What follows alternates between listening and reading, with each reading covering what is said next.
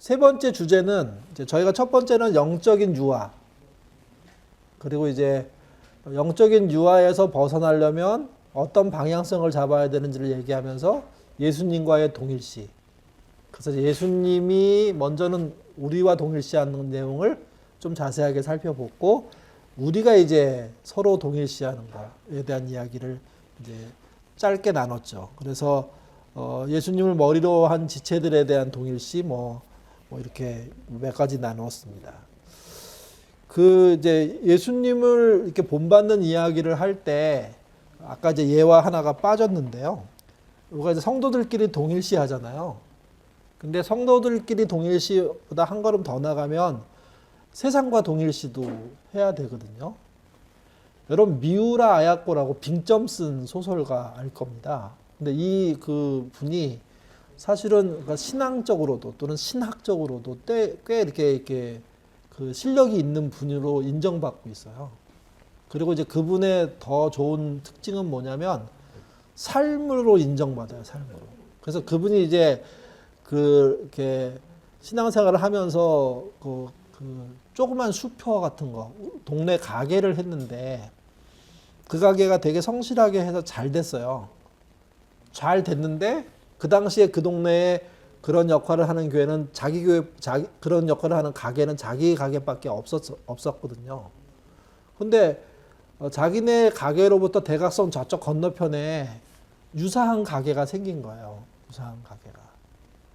그러니까 이제 보통 사람들은 내가 하는 업종에 그 경쟁 상대가 같은 그런 마을에 들어왔으니까 어떻게 하면 이길까를 생각한 거예요. 근데 미우라야코는 다르게 생각해요. 어떻게 생각하냐면 이제 그 가게를 먼저 지켜봐요. 쭉. 잘 되는지 안 되는지. 근데 생각보다 안 되는 거예요. 그랬더니 그쪽 가게랑 아무 상관없이 자기 가게에서 잘 팔리는 거 몇 가지를 안 팔아요. 어느 날부터. 그러니까 이제 손님이 와요. 그거 달라고. 그랬더니 없다고. 저쪽 가게 가보라고. 그래서 자기 손님을 스스로 흐트러요. 네. 그러니까 이제 이 미우라 아야코가 이렇게 생활했던 내용들을 할 수밖에 없었던 건 예수님이 그랬기 때문이라는 거예요. 예수님. 그러니까 예수님은 나 혼자 잘 먹고 잘 사는 슈퍼를 운영하기를 기대하지 않으시고 오히려 저쪽 가게가 처음 시작했으니까 걱정스럽게 생각해야 되는 거고 그리고 나눠야 되는데 어떤 그 특징을 좀 이렇게 서로 만들어야 되는데 그 일을 그 사람을 만나서 설득해서 하는 게 아니라 자기가 먼저 시작해버리는 거예요. 그래서 잘 팔리는 몇 가지를 안 팔아요. 아예. 그 다음부터는. 그러니까 이제 동네 사람들이 어떻게 이해하게 되냐면 이 집은 이거 없어. 저 집에 가야 있어. 하는 걸 만들어 버리는 거예요. 그리고 그거에 대해서 더 이상 노타치. 그리고 왜 그렇게 했느냐고 물었을 때 그렇게 해야 더불어 함께 사는 거 아닌가? 그 정도예요. 이게 성도들끼리 동일시를 넘어서서 마을과의 동일시인 거예요. 경쟁자와의 동일시를 만들어내는 거죠. 그러니까 신앙에서 동일시라는 게 굉장히 중요해요. 예수님이 우리처럼 되신 것의 내용을 살펴보다 보면 우리도 누군가처럼 되는 일을 할 수밖에 없는 거죠. 이 동일시의 내용을 다른 말로 계속 말씀드려요. 이게 권리포기예요. 권리포기. 자, 세 번째 단락은요. 내신을 벗어라입니다. 내신을 벗어라. 이게 이제 성경에서 권리포기란 단어를 찾기는 어려워요. 근데 권리를 포기하는 실제 행동, 액션이 있어요. 액션이. 그게 신을 벗는 거예요. 신을. 그러니까 신을 벗었다는 것은 권리를 내려놨다는 뜻이거든요. 뭐 이렇게 시간이 있으면 침묵 얘기를 좀 하고 싶은데 침묵을 언제든 한번 좀 구해서 읽어보십시오. 되게 어려운 책입니다. 논란도 많습니다. 근데 어디까지 내려놔야 되느냐 하는 질문을 던져보면 되게 이렇게 새로운 이해가 되는데요. 뭐 오늘 뭐 슈샤크 얘기는 하지 않고 침묵이라는 책 한번 보시기 바라고요. 두 번째는 내신을 벗어랍니다. 룻기 4장 1절에서 10절. 전체 내용 중에 7, 8절만 읽어보도록 하겠습니다. 옛적 이스라엘 중에는 모든 것을 무르거나 교환하는 일을 확정하기 위하여 사람이 그의 신을 벗어 그의 이웃에게 주더니 이것이 이스라엘 중에 증명하는 전례가 된지라.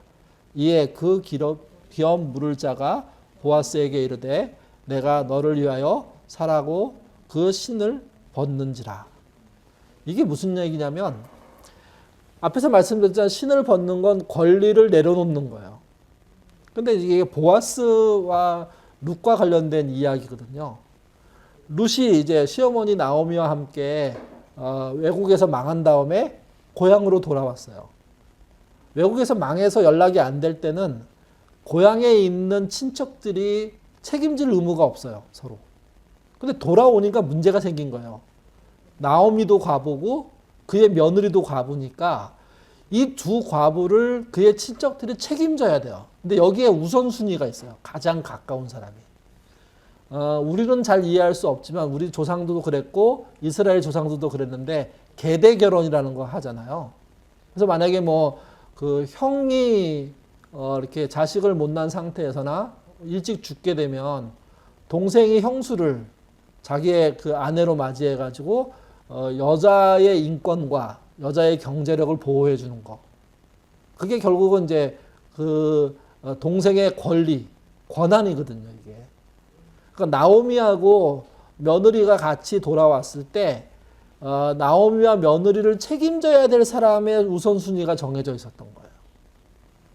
그 중에 한 사람이 이제 등장하는데 그 사람이 그러면 내가 신을 벗지 권리를 그 사람들을 내가 챙겨야지 이렇게 방향이 가고 있을 때 보아스가 그렇게 하게 되면 비용이 엄청나게 많이 든다라는 사실을 알려줘요. 그러자 그 사람이 신을 벗어요.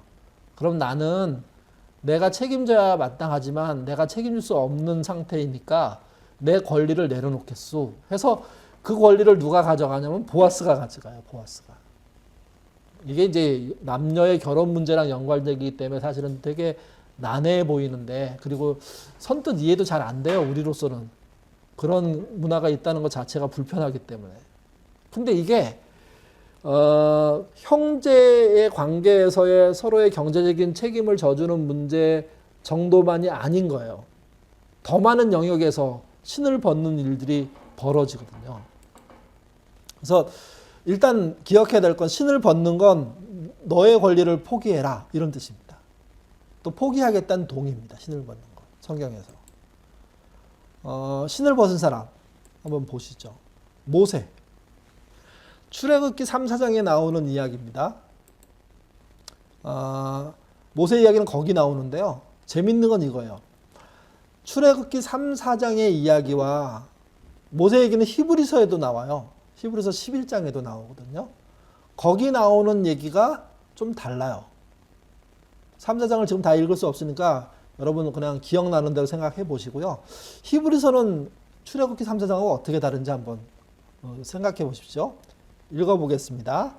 믿음으로 모세는 장성하여 바로의 공주의 아들이라 칭함받기를 거절하고 도리어 하나님의 백성과 함께 고난받기를 잠시 죄악의 낙을 누리는 것보다 더 좋아하고 그리스도를 위하여 받는 수모를 애굽의 모든 보화보다 더 큰 재물로 여겼으니 이는 상 주심을 바라봅니다. 그럼 제가 시간상 전략해서 질문 드릴게요. 질문 잘 들어보십시오. 히브리서 11장 24절에서 26절에 기록되는 모세에 대한 이야기가 사실입니까? 어떻게 생각하세요? 사실이면 뭐 이렇게 하고 아니면 이렇게 한번 해볼까요? 어떻게 생각하시는지. 자, 하나, 둘, 셋. 네. 네네네. 아이고, 뭐 사실이 아닌 게 많은데요?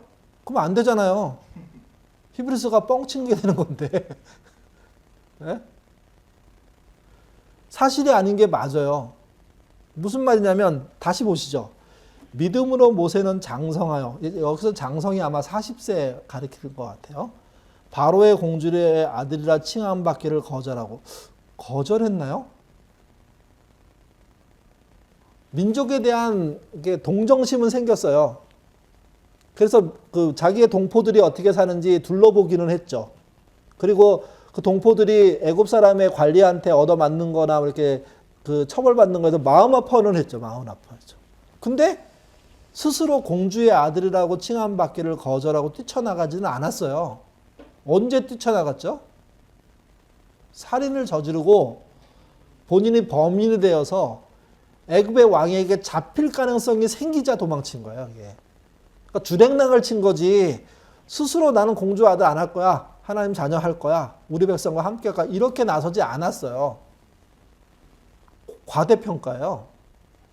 사실은 이건 심각한 뭐라 그래야 되나? 요즘 뭐라 그러지? 학력 위조? 보다 더 심한 거예요. 사실은 이게. 또 25절 도리어 하나님의 백성과 함께 고난받기를 잠시 죄악의 낙을 누리는 것보다 더 좋아하고 그랬나요?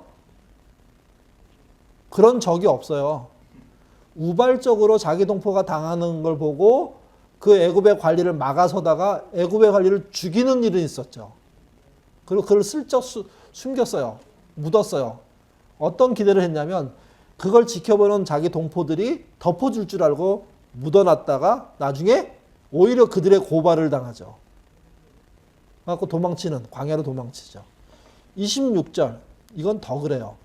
그리스도를 위하여 받은 수모를 애굽의 모든 보화보다 더 큰 재물로 여겼으니 이는 상 주심을 바라봅니다. 이런 적이 없어요. 그래서 성경은요 생각보다 과대평가가 많습니다. 모세 얘기가 지금 그런 거예요. 이게. 모세가 포기한 건 뭘까요? 바로의 공주의 아들이라는 걸 거절한 건가요? 아니에요. 어쩔 수 없이 도망친 거예요. 죄악의 낙슬을 포기한 건 아니에요. 이게. 애굽의 모든 보화를 포기한 건가요? 아니에요. 잡히면 죽으니까 도망간 거예요. 광야로. 그래서 가서 이제 누굴 만나냐면 십보라라는 여인을 만나고 이렇게 처가살이 하는 형식으로 이렇게 가정을 꾸리게 되는 거죠. 근데 그렇지도 않은 이야기를 그렇다고 얘기해 주는 건 왜 그럴까요? 이 당시의 사건 때문에 그런 게 아니라 이 이후의 사건 때문에 해석이 달라지는 거예요. 그런 거 있잖아요. 그 사람이 성공하고 출세하고 잘 되면 좋은 일을 하면 나머지 이야기를 어느 정도 미화시키는 거 있지 않습니까? 성경에도 그런 게 있어요. 그게 히브리서 11장 24절에서 26절에 모세에 대한 이야기인 거예요. 사실이 아닌데 상당히 미화돼 갖고 표현되어 있는 거예요. 아마 이런 얘기를 처음 들은 분은 아니 성경이 어떻게 없는 사실을 만들어서 미화시켜? 근데 성경에 실제 그런 일이 있는 거, 그건 어떻게 해요? 그래서 해석을 거꾸로 할 수밖에 없었던 거죠. 모세가 진짜 이스라엘 사회에서 유명한 사람이고 성공한 사람이고 대표적인 사람이니까 그의 어떤 초반의 동기 자체를 훨씬 더 미화시켜서 표현하고 있는 게 사실이구나. 그런데 이거는 그때 사실로만 볼 수가 없고 그 이후에 이제 이 사건 이후의 사건의 이야기로 보면 미화될 수 있겠다라는 생각도 좀 드는 겁니다. 그렇게 해서 이제 광야에서 생활을 했어요. 40년 정도 지났죠. 그리고 아이도 둘 낳고 잘 살고 있는데 그때 이제 그 양치로 나갔던 모세가 하나님을 만나요. 그게 출애굽기 3장 1절에서 5절인데요. 모세가 그의 장인 미디안 제사장 이드로의 양떼를 친 거죠. 계속 보시면 하나님의 산 호렙에 이르러 호렙은 우리가 이제 그 신의 산하고 호렙산하고 헷갈리거든요. 근데 같은 산이라고 보시면 돼요. 신의 산은 봉우리라고 보시면 맞고요. 호렙은 신의 산 봉우리가 있는 더 큰 바운더리의 산이에요. 그러니까 이렇게 얘기하시면 돼요. 설악산 대청봉이 있잖아요. 그래서 대청봉 이렇게 얘기하면 명확해요. 그 봉우리라고 딱 보면 되니까. 그게 신의 산 봉우리라면 설악산 하면 대청봉만 있나요? 여러분 모르는 봉 정말 많아요. 설악산 안에 안산도 있고요. 설악산 안에 범봉도 있고요. 1257이라는 봉도 있고요. 뭐 따지면 너무 많아요. 화채능선도 있고. 그러니까 호렙산은 훨씬 큰 설악산 전체를 신의 산 전체를 말하는 거예요. 그리고 신의 산은 봉우리 하나예요. 여기 하나님의 산 호렙, 그러니까 신의 산이 포함된 어떤 부분인 거죠. 호렙에 이르러 여호와의 사자가 떨기나무 가운데로부터 나오는 불꽃 안에서 그에게 나타나는지라 그가 보니 떨기나무에 불이 붙은지라 그 떨기나무가 사라지지 아니하는지라. 3절부터 같이 한번 읽어보죠. 모세가 이르되 떨기나무가 어찌하여 타지 아니하고 하니 그때 하나님이 떨기나무 가운데서 그를 불러 이르시되 모세야 모세야 하시매 그가 이르되 내가 여기 있나이다. 하나님이 이르시되 이리로 가까이 오지 말라. 내가 선 곳은 거룩한 땅이니 내 발에서 신을 벗으라. 나오미하고 그 며느리와 관련된 사건에서 보아스가 한 이야기, 신을 벗자는 이야기가 권리를 내려놓는 거라는 거잖아요. 똑같이 여기서는 어떤 식의 하나님을 만날 때 인간의 권리를 내려놓는 것을 뭐라고 표현하냐면 신을 벗다고 표현한 거예요. 이게 성경이 말하는 권리 포기예요. 사람은 신을 만날 때, 하나님 만날 때 자기 권리를 다 내려놔야 돼요. 또 하나, 사람이 책임질 수 없을 때 권리를 내려놔야 돼요. 책임지도 못하면서 권리를 쥐고 남들을 힘들게 만들면 안 돼요. 그 권한을 내려놓아서 책임질 수 있는 분이 가져가도록 하는 게 권리 포기인 거예요. 모세가 이 사건을 통해서 신을 벗었습니다. 근데 여러분, 신이 즉각적으로 벗었다고 해서 그 내용 전체에 동의하는 게 아니에요. 이게 이제 하나님이 모세를 부르는 장면이잖아요.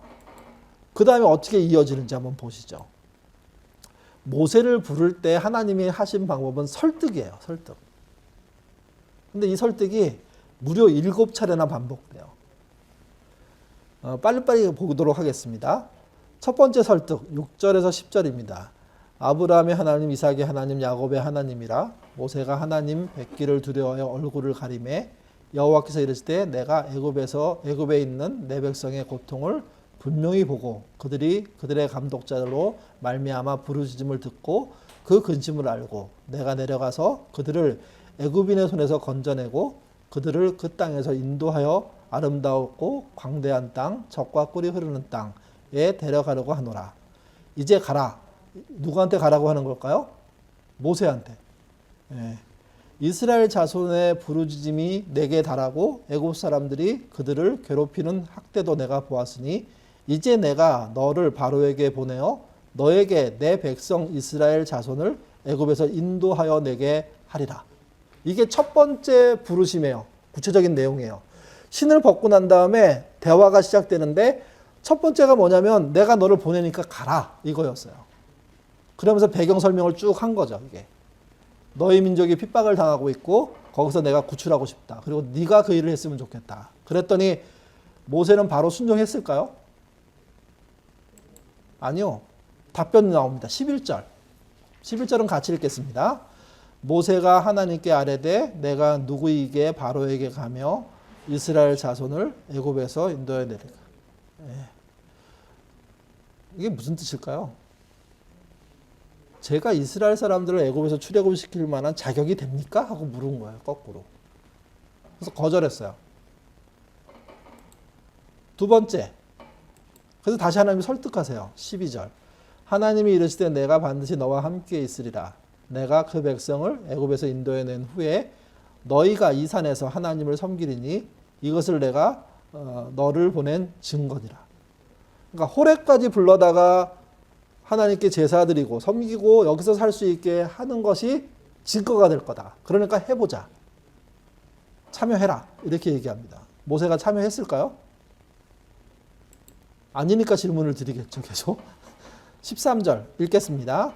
모세가 하나님께 아뢰되 내가 이스라엘 자손에게 가서 이르기를 너희의 조상의 하나님이 나를 너희에게 보냈다고 하면 그들이 내게 묻기를 그의 이름이 무엇이냐 하리니 내가 무엇이라고 그들에게 말하리이까. 하나님 말씀은 이해하겠어요. 근데 만약 내가 이스라엘을 찾아갔을 때 야, 네가 하나님 보냈다는 증거가 뭐야? 근데 나는 뭐라고 얘기하죠? 특별히 하나님에 대해서 하나님에 대한 이름을 물어보면 뭐라고 대답합니까? 이건 역시도 거절이에요. 하고 싶지 않다는 거예요. 그래서 최초로 뭐가 등장하냐면 하나님 이름을 대라는 거예요. 뭐 사람이면 그럴 수 있는데 하나님 입장에서는 되게 곤란하실 것 같기도 해요. 어쨌든. 그래서 두 번째 설득이 실패로 끝나요. 세 번째 다시 또 설득이 시작돼요. 14절부터 22절. 하나님이 모세에게 이르시되 나는 스스로 있는, 이게 이름이죠. I am that I am. 여기서 여호와, 야훼 이런 말이 나옵니다. 나는 스스로 있는 자니라. 또 이르시되 너는 이스라엘 자손에게 이같이 이르기를 스스로 있는 자가 나를 너희에게 보내셨다 하라. 그들이 내 말을 들으니 너는 그들의 장로들과 함께 애굽 왕에게 이르기를 히브리 사람의 하나님 여호와께서 우리에게 임하셨은즉 우리가 우리 하나님 여호와께 제사를 드리려고 하오니 사흘 길쯤 광야로 가도록 허락하소서 하라. 내가 아노니 강한 손으로 치기 전에 애굽 왕이 너희가 가도록 허락하지 아니하다가 내가 내 손으로 들어 애굽 중에 여러 가지 이적으로 그 날을 친 후에야 그가 너희를 보내리라. 이름을 가르쳐 주셨어요. 야훼라고. 그리고 그 이름을 이제 이스라엘 백성에게 소개하도록 길을 여셨어요. 그러면서 그렇게 얘기해도 바로 왕이 들어주지 않을 거다. 더 큰 일이 벌어져야 이 일이 가능할 거다 하는 이야기도 얘기하세요. 그러면 이제 세 번째 이게 설득인데 하나님이 여러분을 세 번 설득하시면 여러분은 어떻게 하실래요? 사실은 저한테는 하나님이 한 번도 설득해 본 적이 없으세요. 제가 고등학교 때 쓴 일기장에 보면 나는 하나님과 성격이 참 안 맞는다 이렇게 써놨어요. 안 맞아요, 저랑 스타일이. 어쨌든 근데 하나님이 이렇게 표현하고 있어요. 답변, 모세의 답변이 4장 1절입니다. 읽겠습니다. 모세가 대답하여 이르되 그러나 그들이 나를 믿지 아니하며 내 말을 듣지 아니하고 이러기를 여호와께서 내게 나타났지 아니하였다. 꾸며낸 얘기 아니야? 이렇게 얘기할 거라는 거예요. 어떻게 하나님의 이름이 야훼야? 스스로 있는 자가 뭐야? 그렇게 얘기할 거라는 거예요. 뭐 뒷얘기는 참고사항도 아니고 아예 내가 그렇게 얘기하면 아무도 안 믿어줄 거라고, 그래서 너는 거짓말을 꾸며서 말하는 거야 라고 그들이 얘기할 거기 때문에 나는 못 가겠다 이렇게 얘기하는 거야. 그래서 세 번째 설득이 실패로 끝나요. 네 번째 설득 2절부터 9절인데요. 지팡이와 관련된 이야기죠. 여호와께서 이르실 때 그것을 땅에 던지라 하심에 곧 땅에 던지니 그것이 뱀이 된지라. 모세가 뱀 앞에서 피하매. 그러니까 지팡이를 던져도 뱀이 됐어요. 뱀이 위협적이었으니까 피했죠. 실물로 느꼈으니까 피했죠. 4절 내 손을 내밀어 그 꼬리를 잡으라. 그가 손을 내밀어 그것을 잡으니 그의 손에서 지팡이가 된지라. 지팡이가 뱀이 되고 뱀을 피했는데 꼬리를 잡으려서 꼬리를 잡았더니 지팡이로 돌아온 겁니다. 6절 여호와께서 또 그에게 이르실 때 내 손을 품에 넣어라. 그러니까 옷 속 품 안에 넣으라는 뜻이에요. 하심에 그가 손을 품에 넣었다가 내어보니 그의 손에 나병이 생겨 피부병이 생긴 거예요. 그래서 하얗게 피부병 증상이 등장한 겁니다. 생겨 눈같이 된지라. 이르시되 내 손을 다시 품에 넣어라 하심에 그가 다시 손을 품에 넣었다가 내어보니 그의 손이 본래의 살로 되돌아왔더라. 그들이 이 두 이적을 믿지 아니하며 내 말을 듣지 아니하거든 너는 나일 강물을 조금 떠다가 땅에 부으라. 내가 떠온 나일 강물이 땅에서 피가 되리라. 도합 세 가지의 증거를 한꺼번에 주신 거예요. 모세가 이해할 수 있도록 지팡이가 뱀이 되고 뱀이 지팡이 되는 거, 손에 피부병이 난 것이 다시 낫는 거, 이걸 주신 거고, 만약에 이렇게 네가 확신을 가지고 갔는데 그래도 그들이 믿지 못한다면 나일 강물을 떠다가 피로 바뀌는 일을 보여줘라. 이렇게 얘기한 거죠. 이 정도면 상당히 설득력 있는 도전이거든요. 모세는 어떻게 했는지 보십시오. 10절입니다. 모세가 여호와께 아뢰되 오 주여 나는 본래 말을 잘하지 못하는 자니 주께서 주의 종에게 명령하신 후에도 역시 그러하니 나는 입이 뻣뻣하고 혀가 두단 자이니이다.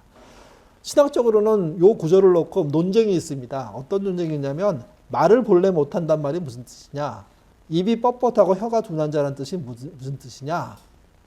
그래서 이제 말이 좀 어눌하다, 뭐 논리적이지 못하다 이런 설명도 있고, 심지어 이게 국왕 자체에 장애가 있다 라고까지도 해석이 됩니다. 이게.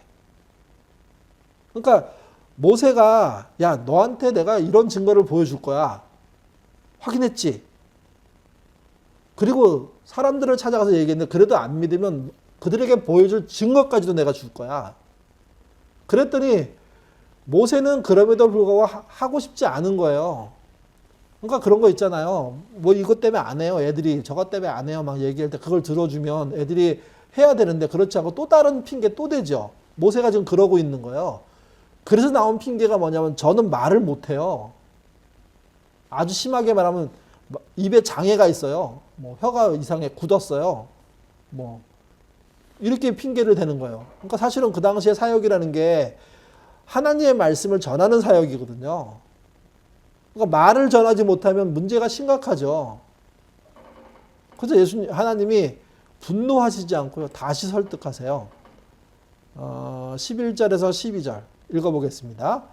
여호와께서 그에게 이르시되 누가 사람의 입을 지었느냐 누가 말 못하는 자나 못 듣는 자나 눈 밝은 자나 맹인 되게 하였느냐 나 여호와가 아니냐 이제 가라 내가 내 입과 함께 있어서 할 말을 가르치리라. 말을 구체적으로 주시겠다고. 그것만 전하라고. 그랬더니 모세의 답변 13절입니다. 읽겠습니다. 모세가 이르되 오 주여 보낼 만한 자를 보내소서. 사실 말을 못하겠다고 했을 때 스피커를 세워주잖아요. 그게 그의 형 아론이죠. 아론은 유능한 연설가였고 그 연설가에게 하나님 말씀을 전달해주는 역할을 해라. 뭐 이런 식으로 풀어지는데 모세는 안 된다고. 끝까지 거절해버립니다. 이게. 다시. 그래서 이제 설명합니다. 14절에 17절. 레위 사람 내 형 아론이 있지 아니하냐. 당시 레위 사람이라는 표현은 레위 제사장이라는 표현이 아닙니다. 그게 결성되기 전이죠. 레위 사람 내 형 아론이 있지 않냐? 너는 그에게 말하고 그의 입에 할 말을 주라. 내가 내 입과 그의 입에 함께 있어서 너희들의 행할 일을 가르치리라. 그가 너를 대신하여 백성에게 말할 것이니 그는 내 입을 대신할 것이요 너는 그에게 하나님같이 되리라. 너의 의견을 충분히 전달할 수 있는 연설가를 주겠다는 거예요. 이 정도 되면 이해해야 될 것 같지 않으세요? 모세는 어땠을까요? 답변 18절 같이 읽겠습니다.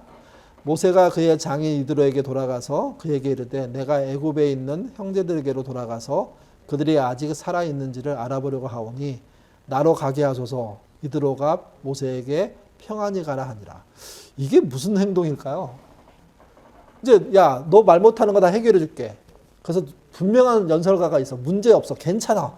그랬더니 그가 답변하지 않고 갑자기 장인한테 찾아갔어요. 그래서 얘기해요. 제가 애굽에 가야 될 것 같습니다. 가서 형제들을 다 데리고 나오려고 합니다. 왜 장인한테 가서 그 얘기를 했을까요?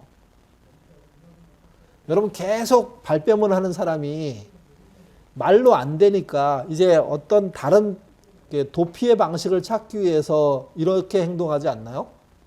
가장 반대할 것 같은 사람을 찾아가서.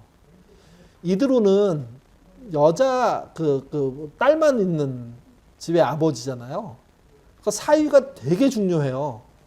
무슨 말이냐면 자기 가족을 지키기 위해서는 사위들이 역할을 잘 해줘야 돼요. 실제 모세는 그 십보라를 잘 보호해 줬기 때문에 이렇게 선택받을 수 있었고, 그래서 처가살이 하면서도 되게 당당하게 살 수 있었는데, 그가 집을 떠나겠다고, 고향으로 돌아가겠다고, 그래서 자기 민족의 일을 하겠다고 얘기하면 어느 장인이 그 사위를 보내줄까요? 사실 이것은 장인한테 막아달라고 하고 간 거예요. 그래서 막아줄 줄 알았는데 장인이 뭐라고 얘기한 거예요? 그래?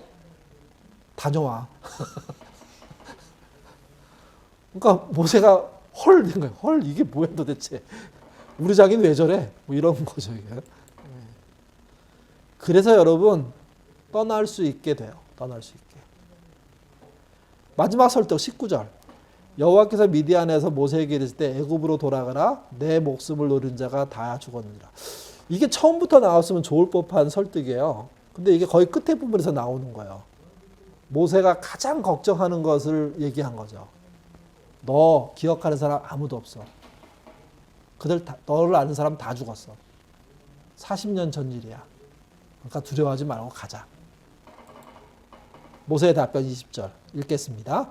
모세가 그의 아내와 아들들을 나귀에 태우고 애굽으로 돌아가는데 모세가 하나님의 지팡이를 손에 잡았더라.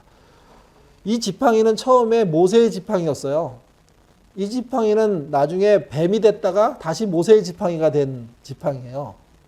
그리고 이제 막판에 떠나게 됐을 때는 이 지팡이는 모세의 지팡이가 아니라 누구의 지팡이가 되어 있습니까? 하나님의 지팡이가 되어 있는 상태로 출발하는 거예요. 7번의 과정을 거치면서 하나님이 설득해요. 많은 분들이 오해하는데 하나님은 강압적으로 사람을 부르고 한 번도 이렇게 뭐라 그러나 거부하지 못하도록 만드는 위력으로 그냥 확 붙잡을 거라고 생각하는데 아니요. 모세를 부른 거 보면요. 하나님이 끌려다니세요. 계속. 모세가 스스로 선택하도록 계속 하세요. 놀라운 건 이게 권리 포기라는 거예요. 권리를 포기할 수 있을 정도로 하나님이 일해 주셔서 권리를 포기하도록 이끌어 주시는 과정들을 누굴 통해서 보여주냐면 모세를 통해서 보여줘요. 근데 물론 이 다음은 참 이해하기 힘든 일이 벌어져요. 하나님이 갑자기 분노하세요. 24절에. 모세가 길을 가다가 숙소에 있을 때 여호와께서 그를 만나서 그를 죽이려고 하신지라. 화를 내시는 정도가 아니라 모세를 죽여버리고 사건을 원위치시키려고 결정하시고 움직이세요. 그러자 아내 십보라가 조치를 취해요. 25절에서 26절 읽겠습니다. 십보라가 돌칼을 가져다가 그의 아들의 표피를 베어 그의 발에 갖다가 대며 이르되 당신은 참으로 내게 피 남편이로다 하니 여호와께서 그를 놓아주시니라. 그때 십보라가 피 남편이라 함은 할례 때문이었더라. 느닷없이 할례 문제가 등장을 하고 할례를 해서 피를 뿌리고 난 다음에 하나님이 죽이려고 하는 모든 행동을 접으세요. 그리고 이제 출애굽의 시작이 위에서 애굽으로 출발하는 거예요. 24절, 25절, 26절은 엄청나게 논란이 있는 성경 구절이에요. 이걸 이제 피를 중심으로 해석들을 많이 하거든요. 근데 오늘은 피를 중심으로 해석하는 이런 게 중요한 게 아니라 제가 말씀드리고 싶은 건 하나님이 권리를 내려놓으라고 이렇게 초대했을 때 그 초대가 단번에 이루어지지 않음을 설명드리는 거예요. 사람이 충분히 거절할 수 있고 하나님은 충분히 설득하신다는 거예요. 만약에 여러분을 어느 지역에 선교사로 보내신다는 게 하나님의 뜻이라면 근데 여러분은 가고 싶지 않아요. 제가 들은 이야기 중에 되게 황당했던 건 뭐냐면 부부였는데 남편이 하나님의 부름을 받아서 선교사로 갈 마음이 생겼어요. 그래서 아내한테 얘기했어요. 그럼 아내는 죽어도 못 가겠다고. 여러분 그 남편 선교사님이 어떻게 행동한 줄 아세요? 이혼하고 갔어요. 옳은 일일까요, 그게? 아내조차 설득하지 못하는 사람이 복음을 들고 그쪽 가서 한 명이라도 설득해낼 수가 있을까요? 그러니까 모세의 이야기는 뭘 보여주는가 하냐면 하나님은 강압적으로 짓누르는 부르심을 하는 게 아니라는 거예요. 그 사람이 동의할 수 있을 만큼 여기는 7번 나왔지만 7번이라는 게 숫자상의 의미로 따지면 숫자 7번도 있지만 사실은 충분히 하나님이 노력하신다는 거죠. 설득하신다는 거죠. 그걸 통해서 진짜 신을 벗어야 될 자에게 신을 벗도록 인도해 주시는 것. 모세 당신은 또 부름받은 사람의 입장에서는 충분히 이해가 돼서 가야지 맞다는 거예요. 이게 이해되지 않은 동의 하나님 원치 않으시고 오히려 설득할 기회를 더 만드는 게 필요하다는 거죠. 이게 권리 포기에서 굉장히 중요한 설득과 답변이에요. 근데 그걸 누가 했냐? 모세가 한 거예요. 제가 앞에서 히브리서 얘기하면서 과장됐다고 얘기했잖아요. 지금 내용을 봐도 히브리서의 내용이 과장된 게 맞아요. 왜 그러냐면 모세는 하고 싶지 않았어요. 6번의 핑계를 댔어요. 구체적으로 막아줄 사람을 찾아갔어요. 장인을. 그런 식으로 계속 발뺌을 했는데 하나님이 끝까지 그와 동의를 얻어내기 위한 설득들을 계속 하세요. 그리고 그는 충분히 동의되고 난 다음에 떠나게 돼요. 그게 권리 포기예요. 그게. 자, 근데 이제 설득의 결과 한번 보시죠. 같이 4장 27절 이하 읽겠습니다. 여호와께서 아론에게 이르시되 광야에 가서 모세를 맞으라 하시매 그가 가서 하나님의 산에서 모세를 만나 그에게 입맞추니 모세가 여호와께서 자기에게 보내신 모든 말씀과 여호와께서 자기에게 명령하신 모든 이적을 아론에게 알리니라. 모세와 아론이 가서 이스라엘 자손의 모든 장로들을 모으고 아론이 여호와께서 모세에게 이르신 모든 말씀을 전하고 그 백성 앞에서 이적을 행하니라. 백성이 믿음에 여호와께서 이스라엘 자손을 찾으시고 그들의 고난을 살피셨다 함을 듣고 머리 숙여 경배하였더라. 여기 재밌는 게 있는데요. 모세가 저 말 잘 못해요. 이렇게 얘기한 게 핑계였다면 그러면 아론의 등장이 필요 없죠. 근데 아론이 등장해요. 그리고 모세의 이야기를 듣고 아론이 스피커 역할을 해요. 그러면 모세는 단순하게 말을 못하는 것이 아닐 수가 있어요. 핸디캡이 있을 수가 있어요. 스스로. 그래서 이제 심하게 그걸 보는 분은 모세에게 장애가 있었다. 또는 애굽어에 능통하지 않았다. 뭐 등등의 여러 가지 막 얘기를 해요. 이게. 근데 어쨌든 아론의 등장은 모세에게 결함이 있었다는 것을 보여줄 수 있는 증거인데 그대로 기록하고 있는 거예요. 그래서 설득의 결과가 결국은 모세는 하나님의 부르심을 감당하게 됩니다. 여호수아는 어떻게 될까요? 이제 모세의 그 뒤를 이었던 우리가 보통 후계자라고 얘기하는데 이것 때문에 세습 많이 하거든요. 근데 모세 이걸 세습이라고 빡빡 우기는 분도 많아요. 근데 그거 아니에요. 여호수아는 모세의 자식이 아니잖아요. 무식해도 너무 무식한 얘기를 하는 거기 때문에 뭐 할 말도 없는데 여호수아가 그 모세에게는 두 아들이 있었어요. 근데 그 아들 쪽으로 안 넘어가요. 권리가 그 어떤 권력이 어디로 넘어가냐면 여호수아에게 넘어가요. 근데 여호수아의 신발 벗음은 어떤지 한번 저기 그 출애굽기 3, 4장은 잘못된 겁니다. 여호수아 5장 13절에서 15절에 보시면 이제 신발 벗는 얘기 나옵니다. 같이 천천히 읽어보죠. 여호수아가 여리고에 가까이 이르렀을 때에 눈을 들어 본즉 한 사람이 칼을 빼어 손에 들고 마주 서 있는지라. 여호수아가 여리고 전투에 참여하게 됐는데 그래서 이제 그 전쟁터에 나가 보았더니 한 사람이 칼을 들고 서 있는 거예요.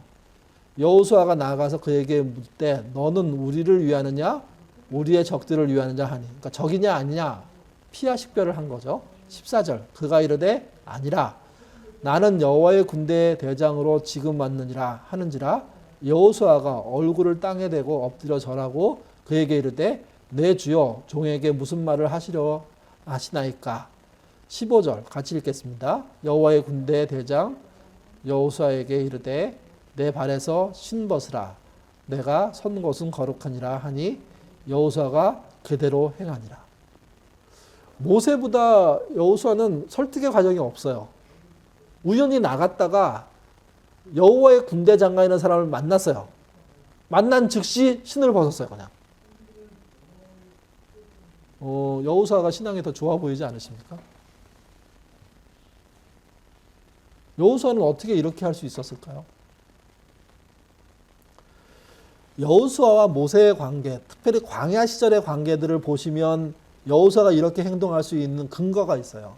그게 무엇이냐면 모세는 부름 받기 전에 신을 벗기 전에 한 번도 하나님을 만난 적이 없었어요. 그러니 하나님인지 확인하는 작업들을 7차례 했던 거죠. 꾸준히. 그래서 나중에 동의하고 따라 나간 건데 여호수아는 성경에 뭐 여기 우리가 다 찾아볼 수 없지만 여호수아가 주로 거주했던 곳이 어디였냐면 성막의 앞이었어요. 성막은 어떤 곳이었냐면 모세가 하나님을 만나는 곳이에요. 그 앞에서 기거하면서 자기의 삶들 젊은 시절을 다 보내거든요. 그리고 난 다음에 자기는 사실은 모세의 후계자가 될 거라고 생각 못했을 거예요. 자식들이 있었기 때문에.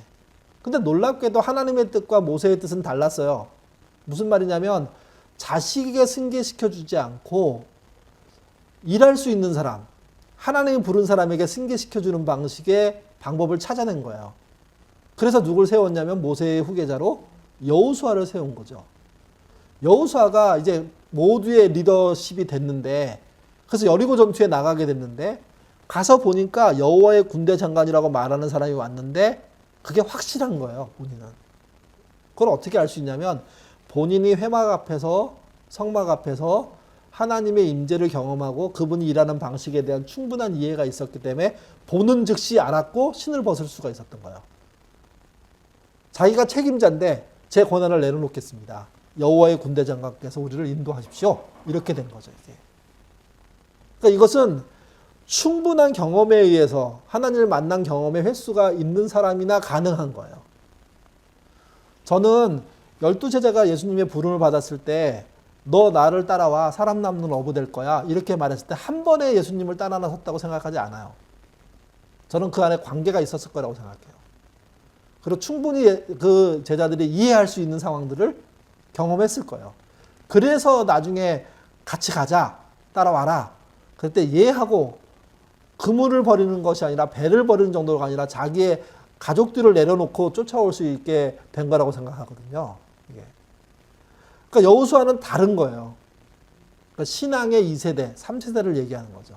1, 2세대가 충실하게 자기의 삶을 살려고 하나님 앞에서 몸부림치면 3세대, 2세대는 훨씬 쉬워요. 왜냐하면 부모 세대를 통해서 이해한 게 있거든요. 본 게 있거든요. 이게. 오늘날 부모의 신앙이 굉장히 문제가 되는 게 뭐냐면 신앙을 집에서 안 보여준 거예요. 그래 무슨 놀러 같은 거 이렇게 주일날 이제 뭐 이렇게 가족 관계를 해서 이렇게 여행을 가게 돼요. 그러면 뭐 믿는 사람이 당연하게 걱정스러운 게 예배 드리는 거잖아요. 그럴 때 교회처럼 예배 드릴 수 없지만 아이들 앞에서 내가 좀 부족하지만 오늘은 아빠가 예배를 인도할게 또는 엄마가 인도할게. 너희는 이거 해줄래? 하면서 짧은 시간에 어색하지만 하나님께 무릎 꿇는 모습을 보여주지 않고 예배 다음 주에 드려. 이 정도 오면 그런 거 안 해도 괜찮은 거야. 라고 무마시키는 방식으로 예배를 진행하면 아이들이 예배 자체를 쉽게 생각하거든요. 그러니까 모세가 1세대면 여호수아가 2세대인데 1세대의 모범이 2세대를 한 방에 가게 하는 거예요. 직진하게 하는 거예요. 우회하지 않고. 그게 여호수아라는 거예요. 그래서 여호수아는 단 한 번의 신을 벗습니다. 저는 이전에 이미 많이 벗었을 거라고 생각합니다. 더 재미있는 권리포기 하나 더 보죠. 이사야입니다. 이사야는 뭐 선지자 중에 대표 주자잖아요. 그는 권리포기를 어떤 방식으로 했을까? 이사야서 20장 2절 같이 읽겠습니다. 그때 여호와께서 아모스의 아들 이사야에게 말씀하여 이르시되 갈지어다 내 허리에서 배를 끄르고 내 발에서 신을 벗을지니라 하시매 그가 그대로 하여 벗은 몸과 벗은 발로 다니니라. 여호수아보다 훨씬 멀리 가죠. 약간 웃자는 얘기도 들어있는 겁니다, 이거. 뭐 이렇게 진짜 이사야처럼 같은 사람이 다 벌거벗고 돌아다녔다. 그건 좀 이상한 거지만 성경에 신을 벗었다는 표현 속에 이사야 이야기도 있다는 겁니다. 근데 이사야의 신을 벗는 표현은 굉장히 적극적입니다. 창피함 같은 걸 다 그냥 물리치고 미쳤다 이렇게 소리 들을 정도로 뛰어들어 버리는 거예요. 이게. 여러분 신앙의 많은 주장이 권리, 쟁취, 그 다음에 권리 인정 뭐 이런 식으로 사실은 한국교회에 풀려져 있어요. 그래서 하나님께 주시는 것, 하나님이 주실 것을 꼭 받아내자 이런 분위기예요. 그래서 꼭 저는 그런 얘기를 하시는 목사님의 설교를 들을 때마다 모두가 탕자가 되자 이런 얘기 같아요. 느낌이. 왜 거기서 그런 질문이 안 나올까? 하나님이 우리한테 주실 수밖에 없는 분이야. 그래서 받아냅시다. 이게 하나님 빨리 돌아가시고 유산 주세요 하는, 아버지 빨리 돌아가시고 유산 주세요 하는 그 탕자하고 뭐가 달라요, 사실은. 여러분, 신앙의 권리 주장, 받아내는 거, 응답의 그런 기술들에 대한 이야기도 있지만 사실은 더 큰 맥락의 큰 서사가 뭐냐면 믿는 자가 권리를 내려놓는 거예요. 하나님의 뜻에 쫓아. 우리는 누구의 모범을 쫓아죠? 예수님을 쫓아. 예수님이 우리와 동일시하신 것처럼 우리도 하나님께 동일시하는 것이고 예수님께 동일시하는 거고 사람에게 동일시하는 거죠. 그래서 그들의 입장으로 우리의 권리가 내려질 때 신앙의 깊이는 달라집니다. 영적인 침체는 그냥 극복이 됩니다. 그래서 이 땅에서 하늘의 백성으로 사는 방법의 가장 큰 맥락이 권리 포기라는 사실 잊지 않으셨으면 좋겠습니다. 그리고 권리 주장이 아닌 포기되는 신앙이 오히려 더 강력한 힘을 발휘한다는 것. 모세는 자기 민족을 구원했고요. 여호수아는 가나안 땅을 점령해냈고요. 이사야는 아무도 하나님 말씀을 듣지 않을 때 거의 유일하게 하나님 말씀을 받아 적어내는 그리고 남겨내는 그 당시에 종교 모든 지도자는 다 끝장났지만 그가 남긴 말은 하나님의 말씀으로 지금도 여전히 존재하는 거죠. 예수님이 동일시하신 것처럼 여러분의 신앙을 여러분의 가족들과 부부 사이에서 또는 여러분의 아들람에서 또는 여러분의 일터에서 해 나가신다면 고단하기는 하겠는데 영적인 열매는 훨씬 클 거라고 생각합니다. 여러분의 지각을 거기다 사용하시는 그런 삶 사시기를 주님의 이름으로 부탁드립니다. 질문 있으시면 하시죠. 오늘 마지막입니다. 더 많은 것을 이렇게 얘기할 수 있는데 이거 뭐 이 상황에서는 안 될 것 같아갖고 여기까지 얘기하고 제가 30분 하겠다는데 30분 더 한 것 같은데요.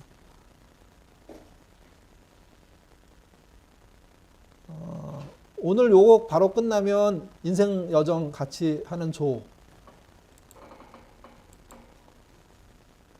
아이고 뒤에 또 있는데요. 네? 안 들려요 무슨 말인지.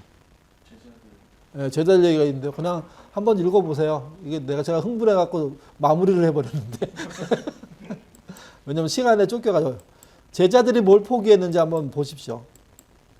한번 살펴보시면 좋을 것 같아요. 끝낸 걸 다시 시작하는 건 더 이상한 것 같아요. 자, 마지막 그 끝에 마지막 페이지 보시면 12제자의 이야기 있습니다. 그것만 읽고 마치죠. 베드로는 그 부분입니다. 제일 끝에.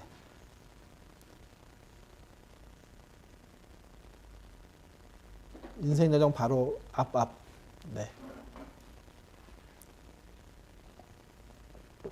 여러분 교재 끝에도 있습니다.